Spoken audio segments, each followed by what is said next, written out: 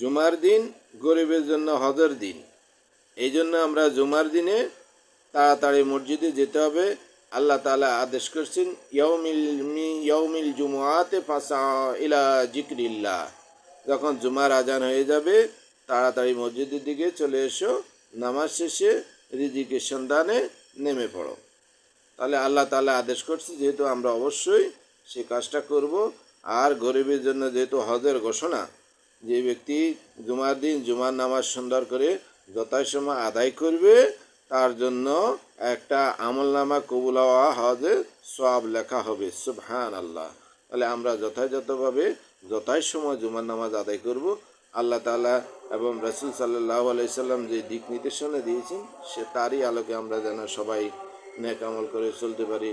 আল্লাহ আমাদেরকে সে পথে কবুল করেন। আজকে যেহেতু জুমার দিন আমরা যথাসময় মসজিদে যাব ইনশাআল্লাহ।